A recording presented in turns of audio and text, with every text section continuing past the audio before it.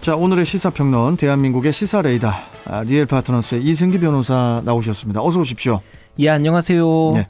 자, 첫 번째 이슈부터 전해주시죠. 예, 첫 번째 이슈는 한미 정상회담 동맹 강화 속 중국 반발 변수입니다. 자, 문재인 대통령이 바이든 대통령과의 첫 대면 정상회담을 끝마쳤는데요.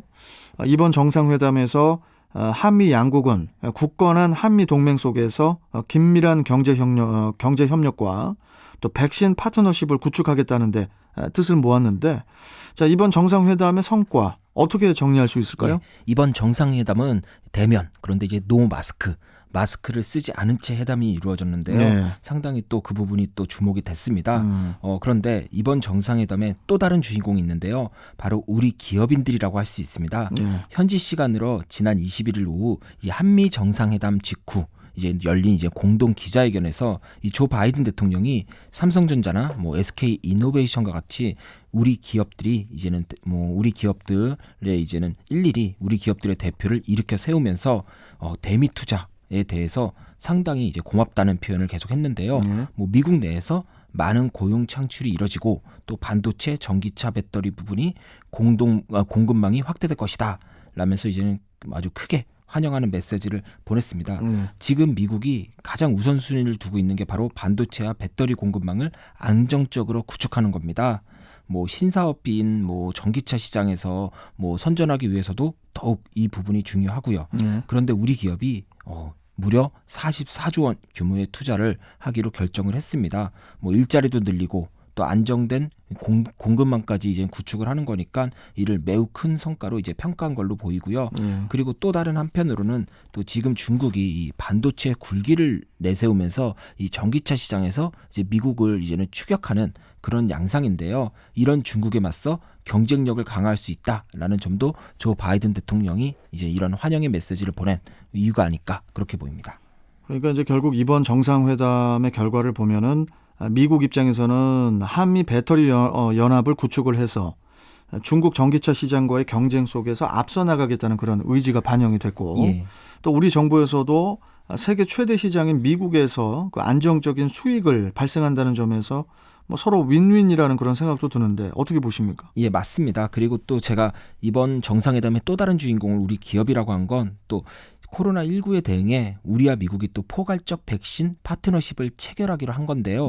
이 부분은 우리 기업이 반도체와 배터리에 대규모 투자를 약속하는 대신 얻어낸 성과물이다라는 이제 평가가 많습니다. 당장 미국에서 국군 장병 55만 명에 대한 백신을 직접 지원하겠다라는 이제 문 대통령의 표현대로 하면은 깜짝 선물을 우리가 받았습니다. 어떤 백신을 맞을지는 잘 모르겠지만은 현재 미국에서 이제는 허용이 된 게 이제는 모더나 그리고 얀센 그리고 화이자 이렇게 세 개인데요. 일단 우리 주한미군에서 카투사들한테는 이 얀센과 모더나를 맞춘 적이 있습니다. 그러니까 그런 부분에서 어떤 백신이든 하여튼 공급이 될 걸로 보이고요. 또 이런 직접 지원과는 별개로 백신 파트너십이라는 게 결국 미국의 백신 기술을 받아 우리나라가 백신 생산 허브가 되는 그런 형식을 말합니다. 지금 보면 중국이 자국의 시노백이나 시노팜 같은 백신을 개발도상국에 풀면서 소위 백신 외교를 하면서 영향력을 키우고 있는데요. 미국 입장에서는 이런 중국의 이제 백신 정책을 방어할 필요가 있다라는 겁니다. 그리고 우리나라도 이전부터 문 대통령이 이 세계 2위의 바이오 의약품 생산 능력을 바탕으로 해서 백신 생산의 글로벌 허브가 되겠다라는 걸 강조했는데, 글로벌 백신 허브를 구축하겠다는 이 목표를 세우기 위해서 결국에는 미국과 우리나라의 양국의 이해관계가 좀 맞아떨어졌다라는 측면도 있습니다. 그 미국이 그동안 백신 문제에 대해서는 그 자국 우선주의를 취하면서 중국이나 러시아에 비해서 백신 외교에서 상당히 뒤처져 있었는데 이번에 입장이 변경됐다 이런 말씀이시고, 그러면 대북 문제에 대한 입장도 나왔죠? 예, 한미 양국 정상은 이 공동 성명을 통해 이 판문점 선언, 그러니까 트럼프 대통령 때 이제 이루어진 건데요. 판문점 선언과 싱가포르 공동 성명에 기초한 대화 외교를 통해 한반도 문제를 풀어가겠다라는 점을 분명히 밝혔습니다. 이 바이든 행정부의 대북 정책이 공식화된 건데요. 결국 기존의 남북 대화 협력을 중심으로 한 유연한 대북 정책을 계승하겠다라는 입장을 밝힌 걸로 보입니다. 특히 바이든 대통령이 이 정상회담 기자회견 자리에서 성김 대북 특별 대표를 전격 임명을 했는데요. 이 성김 대표는 이 싱가포르 회담을 이제는 성사시킨 주역입니다. 그리고 북한에도 아주 다수 방문해서 이해가 매우 깊다라고 평가가 되는데요. 결국 이런 뭐 성김 대표의 임명은 결국 북한과의 대화를 이어가겠다라는 의지를 보여줬다는 평가입니다. 다만 두 정상 모두 뭐 북한의 인권 상황을 개선하기 위해 협력하겠다라는 점에서 이제 동의를 했는데요. 이 부분은 향후 남북 관계에 또 뭐 북한 입장에서는 썩 기분 좋지 않겠죠. 남북 관계에 이제 변수로 작용할 것으로 보입니다. 네. 자, 여기서 저 긴급 정보를 좀 안내를 해드리고 이어가도록 하겠습니다. 지금 긴급 정보가 좀 많이 들어왔어요. 아까 제가 잠시 말씀드렸지만 오늘 새벽 3시 10분경에 그 서해안 고속도로 서울 방향 광천 나들목 부근에서 염산을 실은 25톤 탱크로리가 옆으로 넘어지는 사고가 있었는데요. 이 사고 때문에 염산 일부가 누출돼서 현재 대천 나들목에서 광천 나들목까지 23km 구간이 전면 통제되고 있으니까 꼭 우회 바란다고 지금 제보 들어왔고요. 긴급정보 좀 계속 이어집니다. 수도권 제1순환고속도로 송추 방향 장수 나들목 2차로에서 승용차 관련 사고 처리 중에 있고요. 또 경인로 구산 사거리에서 송내 나들목 방향 구산 사거리 부근 2차로에서 화물차와 승용차 관련 사고가 일어나서 부근이 상당히 혼잡하니까 주의 바란다고 김세환 통신원께서 제보 주셨습니다. 꼭 참고해 주십시오. 자, 이어서 계속 가보겠습니다. 예. 자, 그리고 중국 견제를 위한 그 안보 협의체죠, 그 쿼드. 예. 쿼드에 우리나라가 참여할지의 여부도 이번 그 정상회담의 관심사였는데 어떤 그 대화가 오고 갔습니까? 뭐 특별한 대화는 없었고요. 이번 회담에서 이 쿼드에 대해서는 이 다자주의의 중요성을 인식했다라는 아주 원론적인 입장으로 뭐 한 문장 짧게 언급하는 수준이었습니다. 뭐 중국을 자극하지 않으면서도 향후 협력의 가능성을 열어두는 뭐 그 정도 표현이라고 보면 됩니다. 자, 그리고 사거리 최대 800km 이내로 제한된 그 한국군의 미사일 지침이 완전히 해제가 되면서 우리나라의 미사일 주권을 되찾았다는 그런 소식도 있었는데, 자, 이번 회담에 대한 전체적인 평가 이승기 변호사께서는 어떻게 보십니까? 예, 뭐 한마디로 미국과 중국 거대 양국의 갈등 속에서 우리 정부가 중국이 아닌 미국을 택했다 이렇게 평가할 수 있습니다. 뭐 방금 배터리 동맹도 그렇고요, 또 백신 파트너십도 결국 중국을 견제하려는 목적이 강합니다. 쿼드도 우리나라가 뭐 가입하냐 여부를 떠나 한미 양 정상이 이걸 정상회담에서 언급을 했다라는 것만으로도 중국 입장에서는 좀 상당히 불쾌할 거고요. 그리고 미사일 사거리 제한 해제도 중국이 우리 미사일 사정권에 들어오는 겁니다.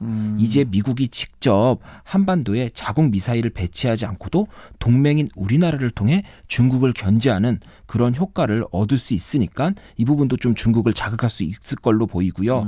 거기에 이번 정상회담 공동 성명문을 보면 남중국해와 이 대한해협 문제가 담겨 있습니다. 그 남중국해는 이 지금 중국과 아세안 국가 간의 영토 분쟁 중인 곳인데 중국은 이 문제를 거론하는 것 자체를 아주 뭐 피하고 있습니다. 회피하고 있습니다. 뭐 최근에 어떤 일이 있었냐면요. 미 해군 구축함이 대만 해협을 지나가니까 중국이 자국 바다를 통과했다면서 이 전폭기를 띄워 무력 시위를 벌일 정도로 그 정도로 갈등이 치열한 곳인데 이번에 이 부분에 대해서 아예 뭐 내용이 들어간 거죠. 특히 뭐 평화와 안정 유지를 뭐 강조한다는 이런 내용이 들어가면서 중국으로부터 내정 간섭이다라는 비난도 받고 있습니다. 결국 이번 정상회담의 최종 성과는 이 한미 동맹 강화로 볼 수 있는데요. 목적은 다른 게 미국은 중국 견제를 위해, 그리고 우리 정부는 백신 확보나 경제 살리기와 같은 실리적 이유가 강합니다. 일단 한미 동맹이 본격화된 이상 앞으로 중국과의 관계 또 어떻게 풀어갈지도 좀 머리가 아프지 않을까 그렇게 보입니다. 알겠습니다. 뭐 되게 그 결과는 되게 좋은 것 같은데 이게 또 우리 국민들한테 몸소 이게 다가와야 돼요. 모든 게 이게 빨리빨리 실천 가능해야 됩니다. 자, 다음 이슈 전해주시죠. 다음 이슈는 세종시 특별공급 재테크 수단으로 변질입니다. 관세청 산하 그 관세평가분류원이죠. 관평원의 특공 재테크 사태로 세종시에 이전하는 공무원들이 특별공급을 그 재산 증식의 기회로 삼는다는 비판이 점점 거세지고 있는데, 이번에 또 황당한 사실이 밝혀졌어요. 실거주를 하지 않고도 특별공급, 이 특공을 통해서 수억 원의 이익을 얻었다는 거죠, 이게? 예, 특별공급이 도입된 이유는 이 세종시로 부처가 이전할 때 해당 공무원에게 안정적인 주거를 공급하겠다는 겁니다. 이 지역사회에 잘 안착해서 가정과 직장에 좀 집중을 해달라 이런 건데요. 그런데 실제로는 이 고위공무원 기준으로 4명 중 1명은 뭐 자녀 교육이다 뭐다 해서 이런 개인적 사유로 특별 공급을 받았음에도 해당 아파트는 이제 세를 주고 자신은 서울에서 이제 세종시를 왔다 갔다 했다라는 겁니다. 한마디로 살지도 않을 아파트를 특별 공급받아 수억 원의 차익만 챙긴 그런 결과인데요. 이게 문제가 된 게 최근 임명된 노영욱 국토부 장관인데요. 특별 공급받은 아파트는 세를 주고 자신은 관사에 살았다는 겁니다. 그런데 거리를 놓고 보면 일하는 곳은 간사보다 아파트가 더 가까웠습니다. 결국 특별 공급을 통해 그 재테크를 한 게 아니냐라는 비판이 있었는데요. 일단 장관으로 임명은 됐습니다. 그리고 또 뭐 문제되는 사례는 현직 이제 고위공무원들의 경우에는 뭐 정부가 다주택자 고위 공무원들에게 1주택을 제외한 나머지를 처분하라라고 권유를 했는데 작년에 이 특별 공급받은 세종시 아파트를 이제 처분한 사례가 나왔습니다. 예. 그런데 뭐 지난해 뭐 12억, 13억, 14억 정도에 팔아서 거의 9억에서 10억 정도의 차익을 다 남겼다는 겁니다.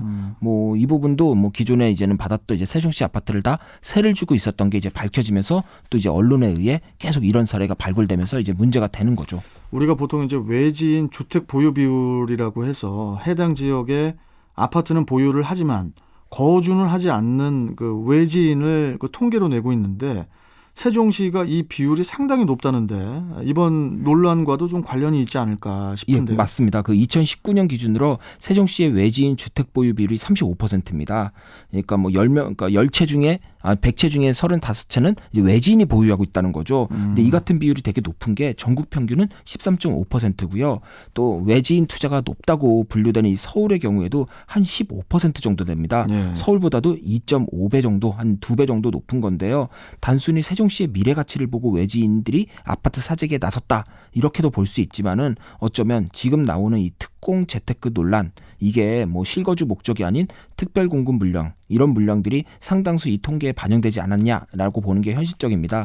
LH 사태로 인해 이 부동산 민심이 이제는 최악인데요. 이별 특공 재테크 논란이 또 제2의 LH 사태로 확대될지 여부는 이 칼자루를 쥐고 있는 정부의 태도에 달려 있다라고 보는 게 일반적입니다. 앞으로 이 세종시로의 뭐 수도 이전이라든지 뭐 국회 이전 등등 그런 말이 또 뭐 당분간은 뭐 쏙 들어가겠어요. 이 부분을 뭐 정리하지 않으면 힘들겠죠. 예. 자, 오늘 말씀 여기까지 듣겠습니다. 수고하셨습니다. 예, 감사합니다. 네. 자, 시사평론가 리얼파트너스의 이승기 변호사와 함께했습니다.